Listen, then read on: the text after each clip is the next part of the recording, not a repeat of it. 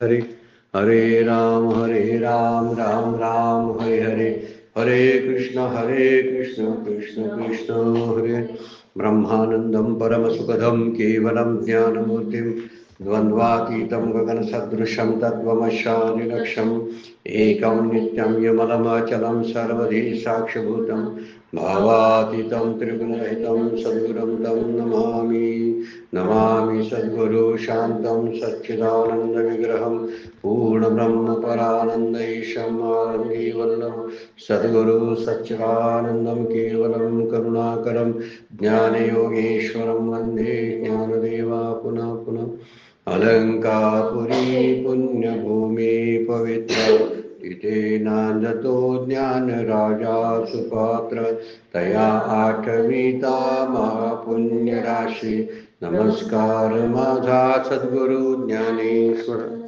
सर्व संतांना वंदन, सद्गुरूंना वंदन, ज्ञानेश्वर माऊलींना वंदन, आपल्या सर्व श्रोत्यांना वंदन करून शिवगड अध्यात्म चॅरिटेबल ट्रस्टच्या ज्ञानेश्वरीच्या रोजच्या उपासनेला आपण सुरुवात करतोय। कालच्या चिंतनामध्ये आपण गतिर्भरता प्रभू साक्षी निवास शरणम सुहृत प्रभव प्रलय स्थानम विधानम निधानम का विधानम निधानम बीजम अव्ययम, इथे जरा मिस्टेक झालेली आहे। कंधारकर महाराजांच्या मागच्या प्रतीमध्ये विधानम असा शब्द पडलेला आहे। निधानम बीजम अव्ययम, निधान मी आहे, संकल्प वासना संस्काराचं ठेवा, जगाचे अविनाश कारण मी आहे, मी गती आहे, भरता आहे, प्रभू आहे, साक्षी आहे, निवास आहे, शरणम आहे, सुहृत आहे, प्रभव आहे, प्रलय आहे, स्थान निधानम प्रभव प्रलय स्थानम, म्हणजे ज्याची उत्पत्ती स्थिती लय जी आहे ती तिथंच होते। म्हणून माऊली सांगतात की त्याची परमगती जी आहे ती परमगती सगळ्या सृष्टीची हा परमात्मा आहे। कारण त्या ठिकाणी शिवाय हे चराचर आगवे जे प्रकृती आत साठवे ते शिनली जेत विसवे ते परमगती मी। ज्या ठिकाणी प्रकृती विसावा घेते किंवा ही जग अगदी लीन अवस्थेमध्ये पडून राहतं ते राहण्याचं ठिकाण भगवंत आहेत। भगवंताशिवाय दुसरं कुठंही जाता येत नाही, त्याला सोडता येत नाही, त्याच्याशिवाय बाजूला जाता येत नाही। तरी सुद्धा लोक म्हणतात देव कुठंतरी दूर आहे, मी त्या देवापासून खूप लांब आहे, असं कायम वाटत असतं आणि या भ्रमामध्ये आपण राहत असतो। आणि हित मात्र म्हणतात जे चराचर आगवे प्रकृती जी शिनली जेत विसवे ते परमगती मी। तोच भाग पुढं जरासा वर्णनाने करायला लागलेत माऊली। 279 नंबरची उभ्या 9व्या अध्यायातील ज्ञानी जयाचेनी प्रकृती जी जेने आदिष्टिली विश्वविये जो येऊनी प्रकृती ये गुणा ते भोगी। परत वर्णन केलं ज्याच्यामुळं प्रकृती जिये म्हणजे जगती, म्हणजे ज्याच्या कृपेमुळं ज्याच्या सत्तेमध्ये प्रकृती जगते, जिने अधिष्ठिली विश्वविये ज्यानं ती घेतलेली आहे स्वीकारलेली आहे अशी ती विश्वाला जन्माला घालते, विये म्हणजे विश्वाला प्रसवते। आणि जो येऊनी प्रकृती ये आणि प्रकृतीस्थ होऊन प्रकृतीशी तादात्म्य ठेवून जीवाच्या रूपाने या प्रकृतीत येऊन या 3 गुणांचा भोग भोगतो, कर्मफलांना भोगतो। सात्विक राजस तामस या गुणांना भोगण्याचं काम जीवाच्या रूपानं जीवाच्या माध्यमातून भगवंतच करत असतो। हे 3 गोष्टी यामध्ये सांगितलेल्या आहेत बघा। ज्याच्यामुळे प्रकृती जगते, ज्या प्रकृतीला तो उत्पन्न करतो आणि त्या प्रकृतीशी तादात्म्य ठेवून गुणांचा भोग घेतो। 3 गोष्टी या ओवीमधून सांगितलेल्या आहेत। सोपे शब्द ओवीमध्ये आहेत, काही विशेष नाही। पण परमात्म्यामुळेच प्रकृतीचं अस्तित्व भासतं। काय म्हटलेलं आहे सुरुवात, जयाचिनी प्रकृती जी जगती, फुलं फळं येतात, माणसांच्या मध्ये बदल होतात, लहान मूल असतं ते जन्माला येतं, ते मोठं होतं, रांगतं, पळायला लागतं, या सगळ्या गोष्टी आहेत, जगतात त्याच्या अस्तित्वामुळे भगवंताच्या। म्हणजे ज्या परमात्म्याने प्रकृतीचं अस्तित्व भासतं किंवा ज्याचा अंगीकार केल्यामुळे प्रकृती काय करते, विश्वाची निर्मिती करते। त्याच्या सहवासात आल्याबरोबर प्रकृती विश्वाची निर्मिती करते। विश्वविये आणि प्रकृतीशी एकरूप होऊन तादात्म्य ठेवून तो या जीवाच्या रूपानं 3 गुणाद्वारे सुखदुःखांचा भोग घेत असतो, कर्मफलांचा भोग घेत असतो. आणि कर्मफल म्हणजे सुखदुःख. आपल्या कर्माला येणारी फुलं ती कुठली आहेत? सुख आणि दुःख. आता हे सुखदुःखाची कर्माची फळं आहेत. मग कर्म केलं की सुख दुःख पाप पुण्याच्या द्वारे भोगायला लागत असतं. पण हे भोगण्याचं काम जीवाच्या रूपानं 3 गुणाच्या द्वारे भगवंत करतात असं माऊली सांगतात. म्हणजे जीवाच्या रूपाने सुखदुःखे भोगतो असं वर्णन करतात. प्रकृतीचं प्रकाशन जे आहे, तिचं अस्तित्व आहे ते परमात्म्यामुळं आहे. सूर्य उगवतोय, व्यवस्थित सगळं चालू आहे बघा. काय बिघड आहे का कुठं सांगा?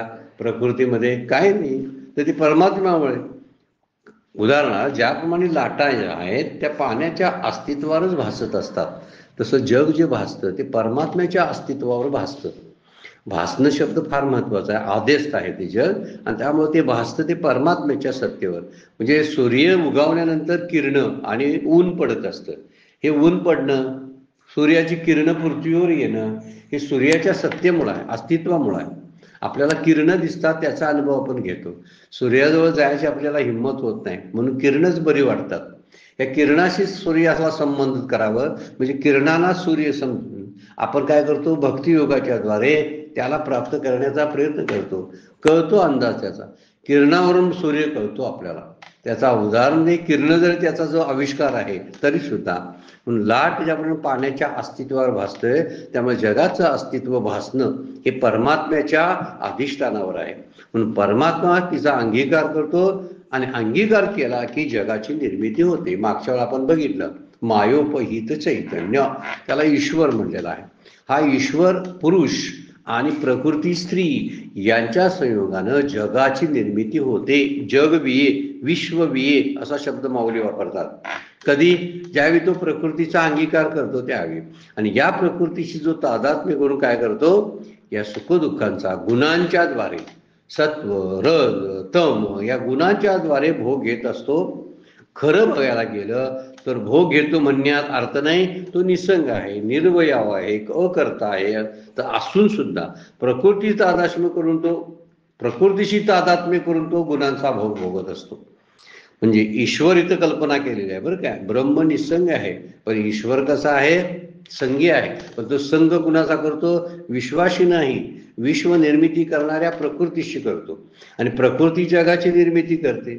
म्हणून जेव्हा जेव्हा प्रकृती ईश्वराच्या संघामध्ये येते त्यावेळी ही प्रकृतीच्या द्वारे सगळे विश्व 3 गुणांची निर्मिती, त्या 3 गुणांच्या द्वारे सुखदुःखांचा भोग, कर्मफलांचा भोग, म्हणजे सगळे हे असं सगळं चक्र सुरू होतं.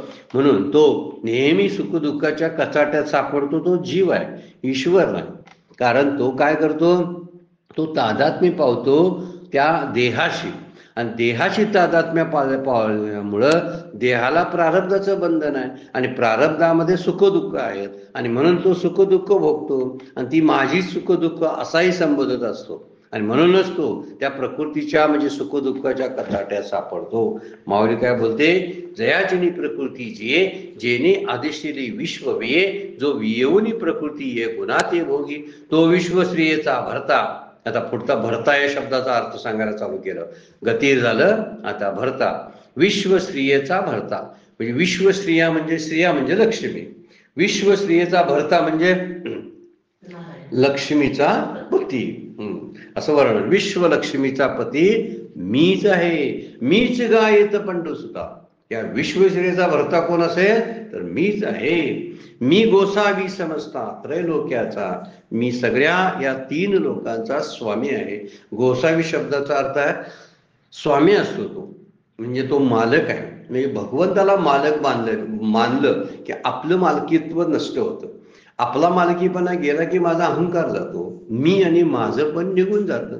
मालकीमध्ये माझं पण आहे, आणि मी ते केलं म्हणून त्यामध्ये अहंकार आहे.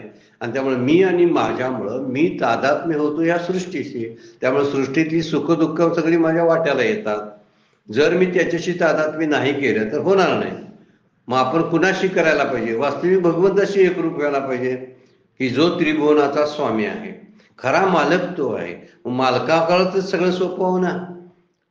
वर्णन करताना संत करतात, आपल्या प्रपंचाची गाडी त्याच्या खऱ्या मालकाच्या दारात पार्क करावी आणि आपण नामाच्या मंदिरामध्ये शांत झोपी जावं. आपण तसं करतोय काय सांगा? आपल्या प्रपंचाच्या खऱ्या मालकाच्या दारात पार्क करावी. आपल्या प्रपंचाची गाडी त्याच्या खऱ्या मालकाच्या, म्हणजे प्रपंचाचा मालक कोण आहे, विश्वाचा मालक कोण आहे, विश्वाचा स्वामी शब्द वापरलाय, त्रैलोक्याचा, गोसावी समजता, समजता म्हणजे सर्व, त्रैलोक्याचा, तिन्ही लोकांचा मी स्वामी आहे, मी मालक आहे, माझी सगळ्यांच्यावर सत्ता चालते. त्यामुळं कोणतरी सत्ताधीश स्वतःला समजायला लागला तर तो सगळा खोटारडेपणा आहे त्याच्या अंगलट येतो, अहंकार वाढत जातो. मग इथं म्हणलंय विश्वश्रियेचा म्हणजे लक्ष्मीचा मी पती आहे. त्यामुळे लक्ष्मीचा पती आहे तर त्यालाच मान द्यायला पाहिजे ना. आपण लक्ष्मीला जास्त मान देतो आणि लक्ष्मीमुळे हा भरता जो आहे, विश्वश्रियेचा भरता म्हणजे तिचा पती, तो दुर्लक्षित होतो आणि आम्ही आपल्या प्रॉपर्टीमध्ये, धनामध्ये, द्रव्य गोळा करण्यामध्ये त्या भगवंताला विसरून जातो. तो म्हणतोय मी तिचा पती आहे, म्हणजे तिच्याकडे जी ऐश्वर्य जे आहे, जी लक्ष्मीकडे जे ऐश्वर्य आहे ते माझं आहे. जग जे सुंदर दिसतं ते भगवंतामुळे दिसतं, भगवंत सुंदर आहे आणि परमात्मा सुंदर असल्यामुळे जग सुंदर दिसतं. पण आपल्या जगाच्या सौंदर्यामध्ये आपल्याला परमात्म्याचं सौंदर्य दिसत नाही, लोप पावतं. इतका झगमगाट जगामध्ये आहे की तो विश्वश्रियेचा भरता आहे, सगळ्या त्रैलोक्याचा सांभाळणा करणारा गोसावी आहे, स्वामी आहे, मालक आहे. तो आपण दृष्टीआड करतो आणि तो दृष्टीआड झाला की माझ्या दुःखाला सुखाला सुरुवात होते आणि मी गट्टांगळा खात राहतो. म्हणून विश्वरूप लक्ष्मी म्हणजे प्रकृती, विचार लक्षात घ्यायचा. प्रकृतीलाच विश्वश्रियेचा भरता, विश्वश्रिया म्हणजे लक्ष्मी कोण असेल तर प्रकृती, आणि तिचा पती तो आहे कारण ती परमात्म्याच्या सत्तेच्या आधाराने राहते. ती पत्नी आहे त्यामुळे परमात्म्याच्या म्हणजे भक्त्या मालकाच्या सत्तेच्या आधाराने राहते. तो स्वामी आहे आणि त्याच्या सत्तेच्या आधारावर राहते. त्याच्याशिवाय तिचं काही चालत नाही, ती जड आहे. खरं बघायला तर चैतन्य जे आहे ते परमात्म्यामध्ये आहे, प्रकृतीमध्ये चैतन्य नाही. आपण लक्षात घेतलं तर आपल्याला फार याचे काही गुपित गोष्टी लक्षात यायला लागतील.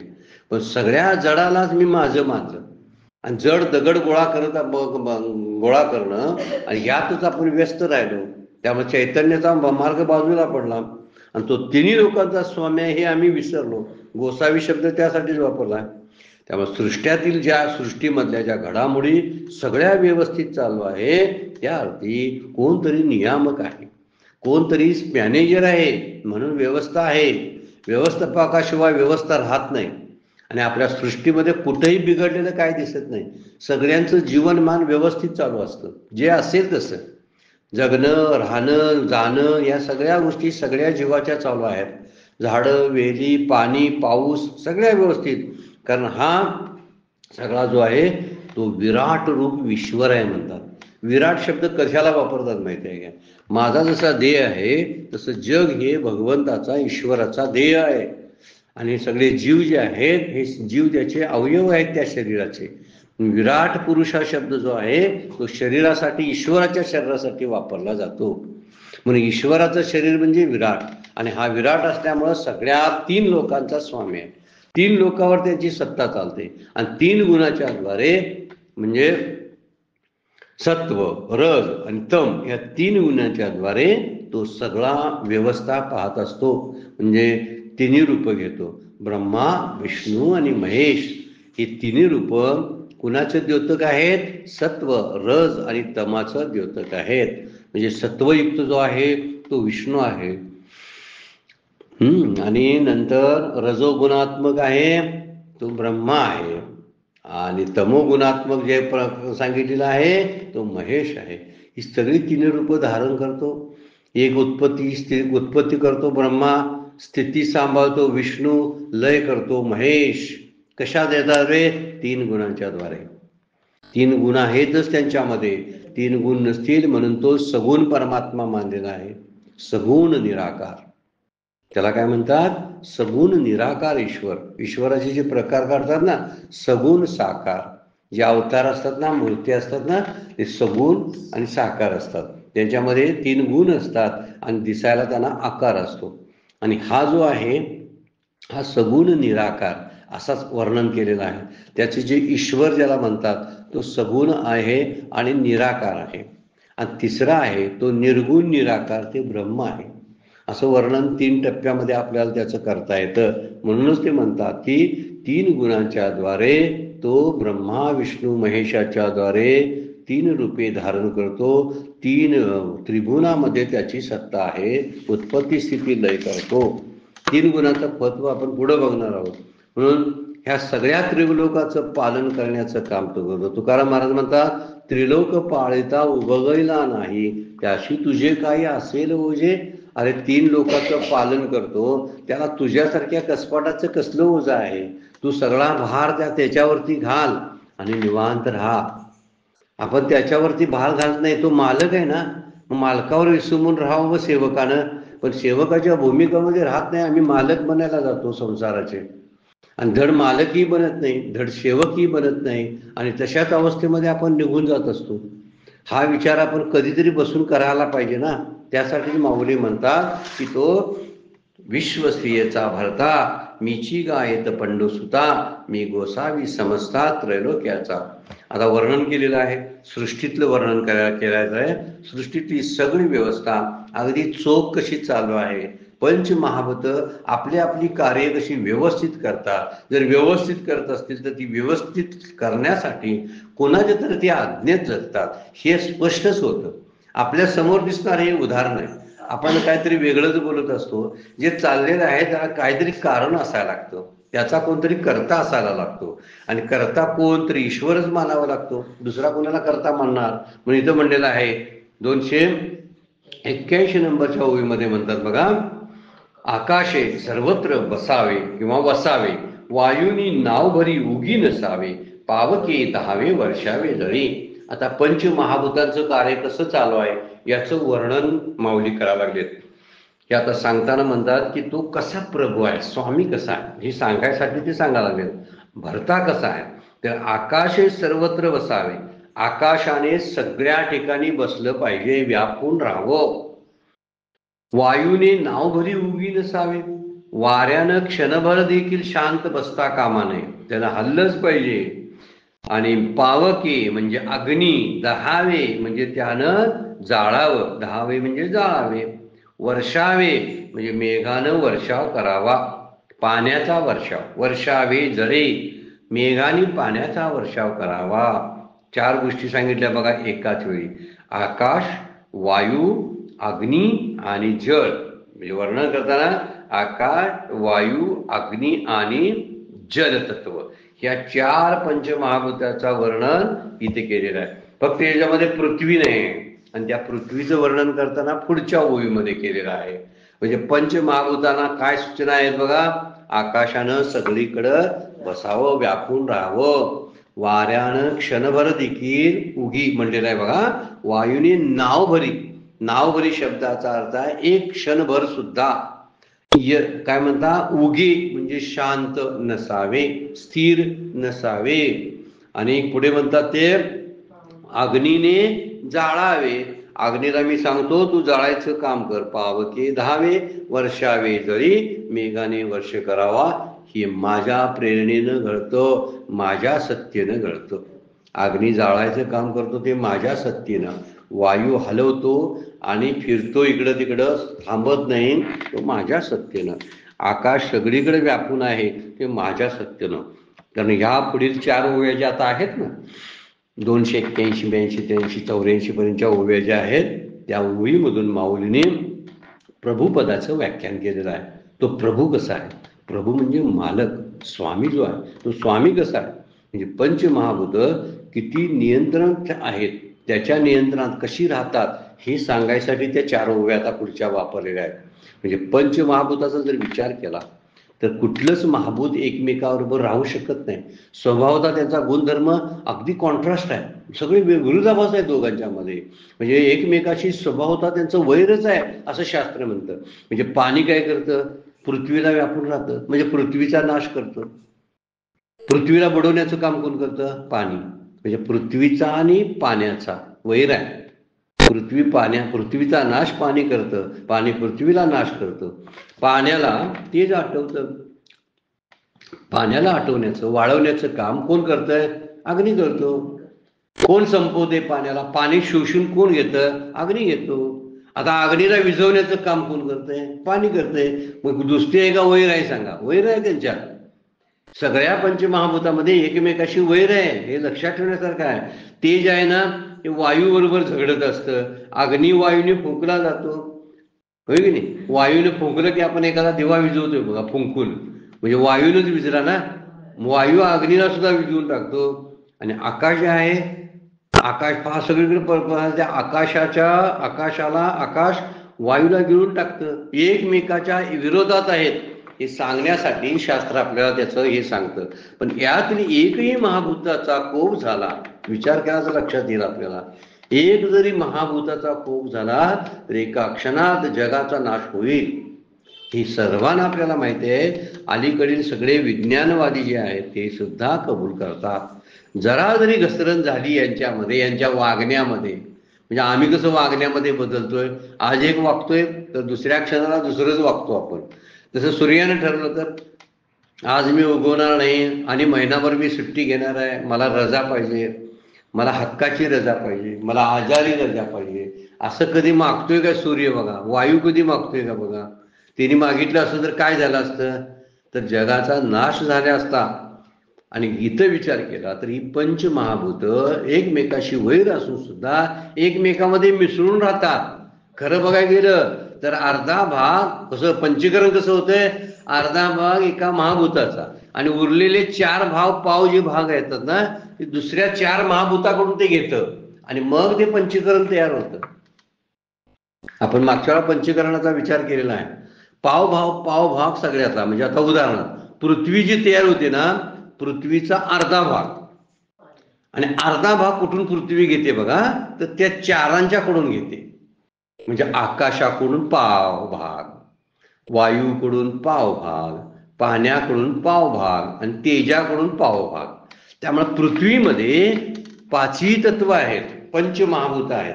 आकाशामध्ये पंचमहाभूत आहेत, वायूमध्ये पंचमहाभूत आहेत. याला पंचीकरण म्हणतात. आणि पंचीकरणामुळं त्याला जडत्व आलं. अन्यथा ते जड नव्हती, ते सूक्ष्म महाभूत होती.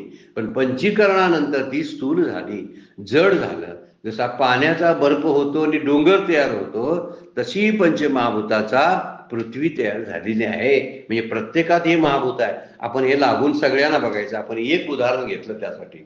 यातील एकही महाभूत जरी क्रोधित जर झालं आणि त्याचा कोप जर झाला, कोणी होऊ दे कोप, तर आपण टिकू शकणार नाही. वादळी वारं जेव्हा सुटते त्यावेळी किती नाश करून जाते बघितलं साहेब. त्याचा छोटासा कोप सुद्धा आपल्याला मानवत नाही. जर पावसानं धो धो धो धो लागायला चालू झालं, माणसांची तारांबळ कशी उठते, सृष्टी किती हलवून टाकते पाऊस बघा. खवळला समुद्र ना, तर समुद्राला खवळलेला समुद्र गिळंकृत करून टाकेल. ते जर एक वेळा कोपलं तर वाट लावून टाकेल, नाश करून टाकेल. पण सर्कशीतील सगळं प्राणी जसं त्या रिंग मास्टरच्या ताब्यात असतात ना, आणि त्याच्या मताप्रमाणे वागत असतात, आज्ञा पावत असतात, त्याप्रमाणे परमेश्वराच्या सत्तेनं, त्याच्या आज्ञेनं सर्व महाभूत जे आहेत एकत्र राहून त्यांना जे वाटून दिलेलं काम आहे ते सुरळीत पार पाडत असतात. जरा सुद्धा इकडं तिकडं काय करत नाहीत बरं काय. म्हणजे आज मी जरा सूर्य जर असा म्हणला की मी आज निम्माच तळपणार, तर तसं कधी होत नाही. हा, आता आपल्याला ढगामुळे दिसत नाही म्हणून आपण म्हणू शकतो की तो सूर्य कुठेतरी गेला. ऍक्च्युली काय, सूर्य कुठे जातोय काय, तो तळपत असतो. वायू अर्धवटच वाहतोय काय बघा, नाही, पूर्ण वाहतो. आकाश जराच व्यापलंय का बघा, इथंच आकाश आहे आणि अमेरिकेत आकाश नाही, असं कधी झालंय का बघा, सगळीकडे आकाश आहे. तसं नेमून दिलेली सगळी कामं ते सुरळीत पार पडत असतात. तैत्तरीय उपनिषदामध्ये सृष्टीच्या उत्पत्तीच्या गोष्टी सांगितलेल्या आहेत. त्यामध्ये एक फार मोठं श्लोक चांगला आहे बघा. भीषास्माद्वात पवते भीषादेती सूर्य भीषास्माद अग्निचेंद्रेश मृत्यू द्रावती पंचमम इति. वर्णन करताना म्हणतात भीषाद म्हणजे त्याच्या भयानं, पवते त्याच्या भयानं वायू वाहतो, सूर्य उगवतो, भीषोदेती सूर्य उगवतो, भीषास्माद अग्नीचे इंद्रेश, अग्नी इंद्र हे सुद्धा त्याच्याच आज्ञेनं चालतात. मृत्यूर धावती पंचमम, मृत्यू आपलं कार्य करतो. पाचवा जो मृत्यू पंचमम, पाचवा मृत्यू त्याचं कार्य करतो. किती सुंदर वर्णन केलेलं आहे. त्याच्या आज्ञेशिवाय काहीच होत नाही. म्हणून आकाशानं सगळीकडे राहावं. हे कुणी सांगितलं? परमात्म्यानं सांगितलं.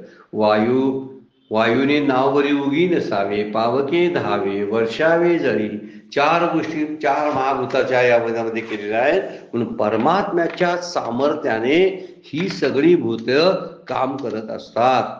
म्हणून केनोपनिषदामध्ये एक छोटासा प्रसंग सांगितलेला आहे. तुम्ही बघायला हरकत नाही. केनोपनिषद काय फार मोठं नाही, छोटंच आहे. अतिशय सुंदर ओव्यांचं भाषांतर करून परमपूज्य डॉक्टर काकाने त्याचं अत्यंत मार्मिक असं लिखाण केलेलं बघायला मिळतं आपल्याला. डॉक्टर काकांची 10 उपनिषदं आज आपल्याकडे उपलब्ध आहेत. शिवगड ट्रस्टच्या ट्रस्टमध्ये हे आपल्याला उपलब्ध आहेत. आजही आपल्याला जर क्युरियासिटी काय असेल जाणून घेण्याची, आणि काकाने ते किती सुलभ भाषेमध्ये, किती सोप्या भाषेमध्ये केलेलं आहे डॉक्टर काकाने, ते आपल्याला बघायला मिळेल. केनोपनिषदामध्ये एक प्रसंग येतो. त्यामध्ये एकदा अग्नी, वायू आणि इंद्र आणि इतर सगळ्या देवता होत्या. त्या सगळ्या देवतांना गर्व झाला. त्यांना वाटायला आम्हीच सगळं करतो. अग्नी म्हणला कोण काय करतोय? मीच जळण्याचं काम करतो. वायू म्हणतोय मी सगळ्यांना सुकवण्याचं, वाहण्याचं काम मीच करतो. माझ्याशिवाय कोण वाहते सांगा बघू. इंद्राला तसंच वाटतं, सगळ्या देवतांना तसंच वाटलं. आपल्या ठिकाणी जे सामर्थ्य आहे ते आपलं स्वतःच आहे असं त्यांना वाटायला लागलं. आणि ज्या ज्यावेळी माणसाला गर्व होतो त्यावेळी एखादी युक्ती योजली जाते. इथं ब्रह्माच्या द्वारे यक्षाच्या रूपामध्ये परमात्मा यक्षाच्या रूपामध्ये आला. आणि हा प्रभाव जो आहे तो परमात्म्याचा आहे. अग्नीनं काम करणं हे परमात्म्याच्या प्रभावाकडे अग्नी काम करतो हे पटवून दिलेलं आहे. आणि पटवून दिल्यानंतर कळलं की त्याला एक कपटा सुद्धा वायूला उडवता आला नाही. एक गवताची काडी अग्नीला जाळता आली नाही. हे वर्णन त्या उपनिषदामध्ये केलेलं आहे. सांगायचा मुख्य मुद्दा काय आहे माहिती आहे उपनिषदाला? परमात्म्याच्या सत्तेखेरीज इथलं पान सुद्धा हलत नाही. वृक्षाची पाने हाले त्याची सत्ता, असं तर तुकोबा म्हणतात ना, ते फार महत्वाची गोष्ट आहे. मीच एक करता म्हणून बोलवी ऐकवी एक नारायण, तयाचे भजन चुकू नको. अरे तोच तुला बोलवतो, तोच तुला हलवतो. आणि आपल्या सत्तेनं मी नाही माझ्या सत्तेनं बोलत. कृपा सखा कृपावंत वाचा त्याची, तुकाराम महाराज कसे बोलतात. माझ्या सत्तेनं नाही मी बोलत, सखा कृपावंत वाचा त्याची. त्यानं दिली वाचा म्हणून मी बोलतो. आणि मी काय म्हणतो? मी बोलतो, मी कीर्तन सांगतो, मी प्रवचन करतो, मी निरूपण माझ्या मुखातून सांगतो वगैरे वगैरे. कोण बोलवतं आपल्याला सांगा बघू? बोलवी ऐकवी एक नारायण. ज्यावेळी त्याचं आपली पंचमहाभूत त्याच्याच आज्ञेनं सगळी सत्ता काढून घ्यायला लागतात आपल्या वृद्धत्वामध्ये. पंचमहाभूताची सत्ता कशामुळे कमी होते? तर ती परमात्म्याच्या शक्तीनं आहे. परमात्मा त्याच्या प्रारब्धावर काम करत असतो आणि त्याप्रमाणे त्याची शक्ती कमी कमी होते. बोलायची शक्ती कमी होते वृद्धत्वामध्ये, ऐकण्याची शक्ती कमी होते, स्पर्शाची शक्ती कमी होते, डोळ्याची शक्ती कमी होते. शब्द स्पर्श रूप रसगंध पंचमहाभूताशी संबंधित आहेत. त्या सगळ्यांची शक्ती कमी होते. कारण काय? कारण आहे प्रारब्ध. पण त्याला चालवणारा कोण आहे? तर तो आहे परमात्मा आहे. त्यामुळे इथं जो कथानक भाग जो आलेला आहे केनोपनिषदामध्ये, म्हणून माऊलींची एक ओवी फार सुंदर 7व्या अध्यायामध्ये आपण बघितली. अग्नी ऐसे हाच तेजा नामाचे आहे कवच, ते परते केली या साच निज तेज ती मी. तेजाला अग्नीचं कवच आहे बघा. ते तेज तत्व आहे ना, त्याला कवच जे आहे ते अग्नीचं आहे. जर ते दूर केलं तर ते जे आत्मतेज आहे, निज तेज ते मी, ते निज तेज मी आहे म्हणतात. ते वरती दिसतो अग्नी, पण त्या अग्नीचं स्फुरण मी आहे. आणि हे जर लक्षात आलं आपल्याला, म्हणून मनाचं मन, कानाचा कान वगैरे शब्द जे श्रुती माता वापरते त्याला कारण हेच आहे. म्हणून माऊली आता वर्णन करताना म्हणतात की मी प्रभू कसा आहे. तर प्रभू म्हणताना म्हणतात आकाशे सर्वत्र वसावे. आकाशानं सगळ्याला व्यापून राहायचं बरं काय. छोटी सुद्धा गोष्ट सोडायची नाही, ती व्यापलेलंच असलं पाहिजे. म्हणून आता आपल्याला आत आणि बाहेर आकाशाचा अनुभव येतो. वायूने नावभरी उगी नसावे, वारा वाहतो म्हणे प्राणिमात्रामध्ये जीवन आहे. पावके दहावे, हे जळणं अग्नी आहे म्हणून थोडी का असना ऊब शिल्लक आहे आपल्या सृष्टीमध्ये. नाहीतर माणसं थंडीनं गारठून मेली असती. आणि पावके वर्षावे जळी, पाऊस लागतो म्हणून वनस्पती टिकतात, जीव जिवंत राहतात, पाणी आहे म्हणून. या पंचमहाभूताना, नाही तर ती पंचमहाभूत जड आहे. आकाश काहीच करू शकलं नसतं, वारा वाहू शकला नसता, अग्नी पेटवू शकला नसता, पाणी वर्षा मेघावरून झाला नसता. पण परमात्म्याच्या सत्तेने हे सगळं घडतं म्हणून त्यावरती ओवी टाकलेली आहे. पुढे तसलीच ओवी. आता पृथ्वी तत्व राहिलं होतं ना पंचतम महाभूतातलं. पर्वती वैसका न संडावी, पर्वतानी डोंगरांनी हलायचं नाही, बैसका बसलेली बैठक मोडायची नाही, न संडावी. समुद्री रेखा नो ओलांडावी, समुद्रानं आपली रेखा ओलांडायची नाही. नेमून दिलेली रेष मारून दिलेली आहे, डेडलाईन. त्या डेडलाईनच्या पलीकडे समुद्रानं जायचं नाही. पृथ्वी या भूते व्हावीत ही आज्ञा माझी, पृथ्वी मातेनं सर्व भूतांचं ओझं व्हावं ही आज्ञा माझी आहे म्हणतात. दोन ओव्या एकत्र केल्या किंवा पुढच्या एक दोन ओव्या आहेत, अशा 4 ओवीचा अभ्यास एकत्र केला की आपल्या लक्षात येतं परमात्म्याची शक्ती किती आगाध आहे. फार मोठा कर्तुम अकर्तुम अन्यता कर्तुम अशी पदवी त्या परमात्म्याला दिली जाते. आणि मीच एक करता म्हणू नये.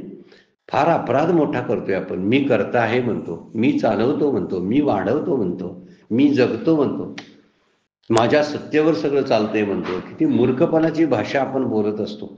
जरा शास्त्राभ्यास केला आणि अनुभव जर घेतला तर या परमात्म्याच्या सत्तेखाली सगळी उघडझाप या सृष्टीची होत असते. आपल्याला माहीत नाही, हा लपंडाव खेळणारा तोच आहे.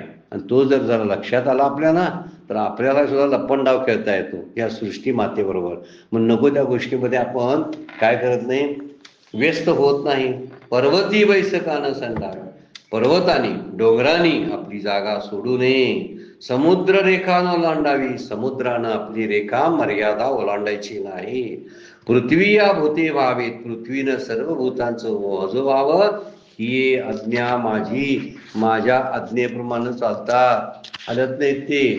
म्हणजे पर्वतानी आपली जागा सोडायची नाही, समुद्रानं मर्यादा ओलांडायची नाही, पृथ्वीने सगळ्या भूतसृष्टीचं ओझं धारण करायचे, तक्रार करायची नाही.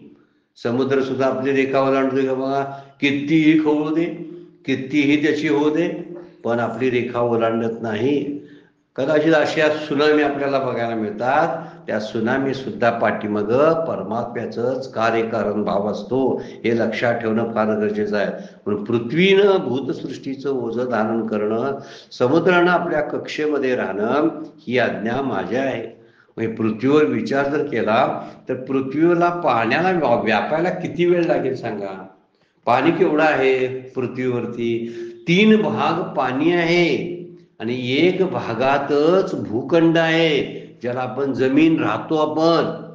ते राहण्याची जागा केवढी आहे पृथ्वीवर, 1/4 पावभाग.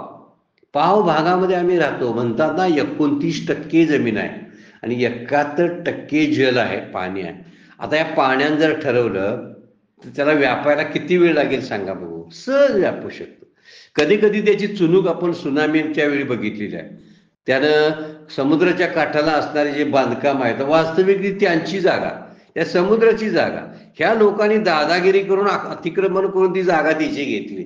म्हणून तो हाकलून लावतो आपल्या कडेला कोण आलं की, जाऊ म्हणजे माझ्याजवळ कशाला येत आहे म्हणतो.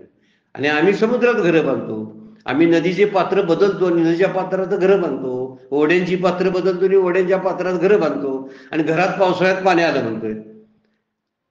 पाण्यानं घ्यायच्या घरात आला काय, हा पाण्यात गेला होता मुद्दा आहे की नाही. हा पाण्यात गेला, पाणी आहे तिथेच आहे, त्यानं कक्षा ओलांडलेली नाही. समुद्र आपली कक्षा ओलांडत नाही. मागच्या वेळा सुनामी झाली आणि लोकांच्या घरात म्हणून पाणी शिरलं वगैरे समुद्राचं, नाही शिरायला. लोकांनी घरं समुद्रात बांधले, मग ते पाणी समुद्राचं तिथं जाणार ना. म्हणून तो जर विचार केला तर समुद्र आपली कक्षा ओलांडत नाही. किंवा पृथ्वीला काय करायचं आहे ते पृथ्वी ओझं व्हायची कधी तक्रार करत नाही. म्हणून हे विचार जर केले तर पृथ्वीवरती या 3 भाग पाणी आहे, पृथ्वीला गिळंकृत करत नाहीत बरं काय. कारण जमिनीला परमात्म्याचा आधार आहे, या पृथ्वीला आधार आहे भगवंताचा, त्याच्या टेकूवरती आहे. म्हणून आपण गोवर्धन पर्वताचं उदाहरण घेतलं ना. सगळेजण म्हणतात मी चालवलं, मी उचलला. सगळे गोप जे होते ना ते सगळे काय म्हणत होते, गोपाळ आम्ही उचललं बघा, काट्याने धरले आम्ही, आणि काट्याने सगळा गोवर्धन पर्वत उचलला. पण त्याची जी बोट आहे ना, ते बोट फार महत्वाचं आहे.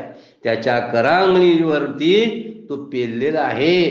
काट्या हे बघण्याचं हे फक्त काल्पनिक गोष्टी आहे की त्याला काठीचा टिकू दिला, खांब दिले म्हणून गोवर्धन उभा राहिला नाही. भगवंताच्या टिकूशिवाय, आधाराशिवाय पृथ्वी टिकत नाही. पण पृथ्वीवर काय चाललंय, वरवरचा आम्ही काट्या वापरतो बरं काय, बांबू वापरतो, आणि आमचा संसार चाललाय, मी चालवतोय. जसे जे होते ना गोपिका म्हणत होते की आम्ही गोवर्धन पर्वत उचललेला आहे. खरा आहे तो त्याच्या कळंगळीमुळे उचललेला आहे. म्हणून जमिनीला परमात्म्याचा आधार आहे.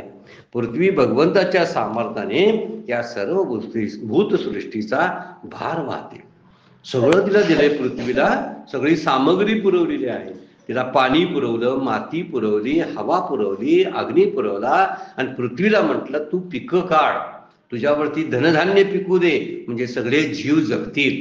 ह्या पृथ्वीवर काही दगड असू देत, कितीही पर्वत असू देत, तू तक्रार करायची नाहीस माझ्या पाठीवर किती ओझं झालंय म्हणून. पृथ्वी या भूते व्हावीत या आज्ञा माझी. पृथ्वीनं हे ओझं वाहणं हे माझ्या आज्ञेनं. तिने तर ती काय करते जड, तिला कसं वाहता येईल. आता मी कितीही नाचलो बागडलो तर पृथ्वीवरच नाचतोय ना, केवढं ओझं सहन करते.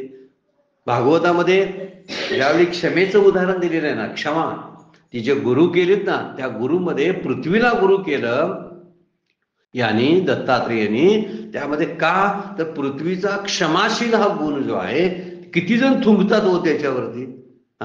ज्या पृथ्वी माता आपल्याला अन्न देते त्याच्यावर आपण थुंकतो, किती वाईट गोष्ट करतो बघा.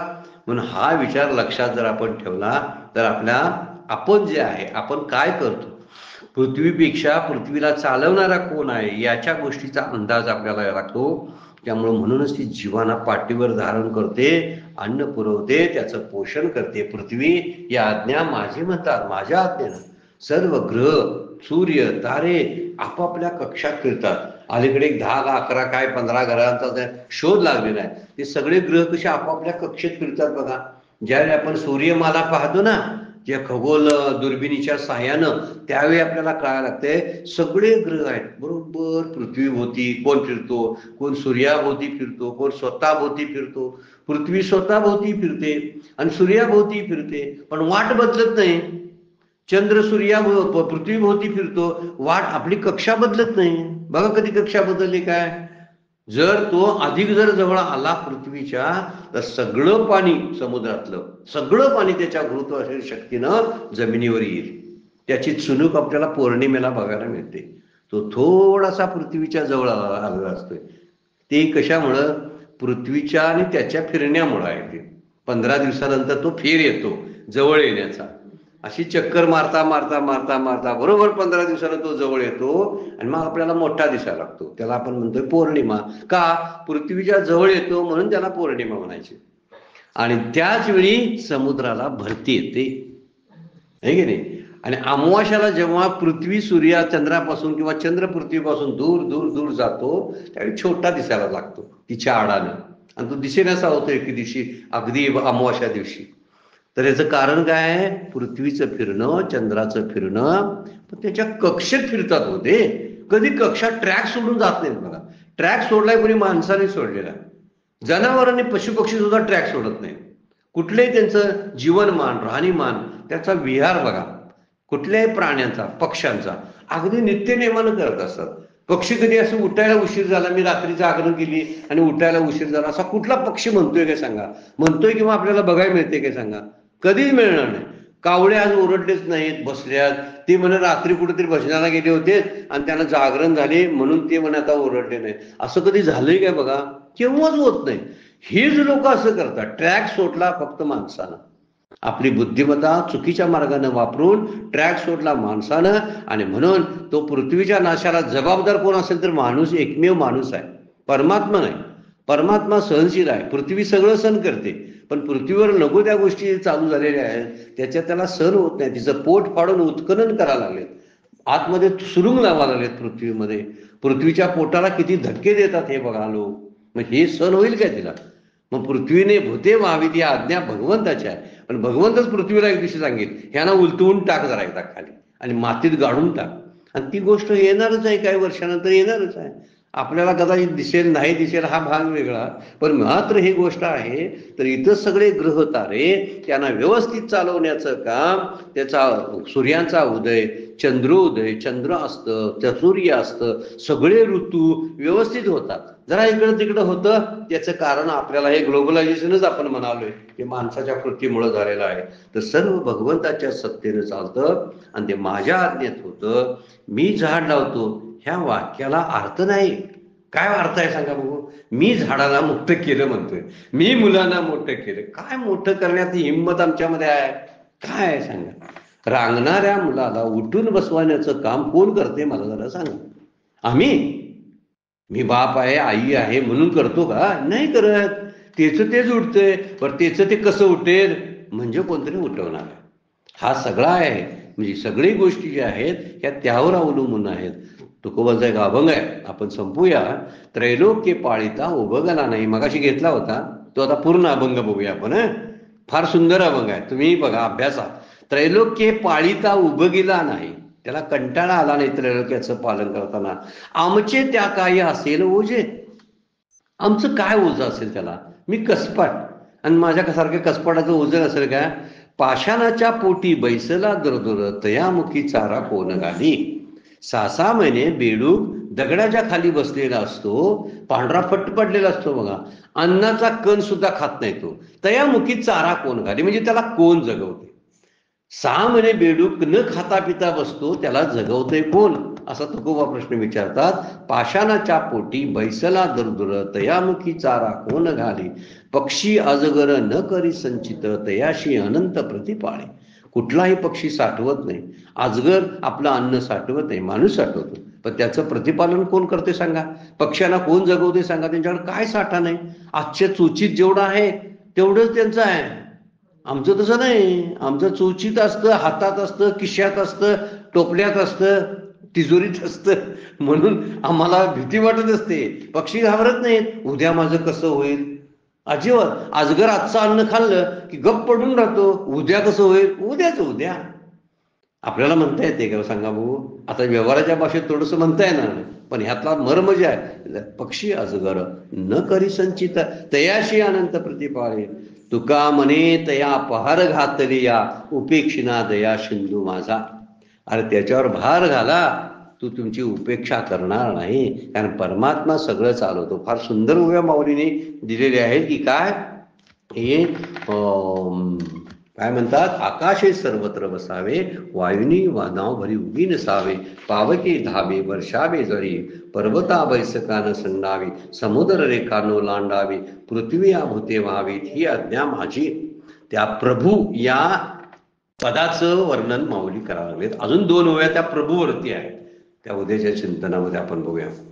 आजची सेवा सद्गुरूंच्या माऊलींच्या चरणी अर्पण करून विराम घेऊया.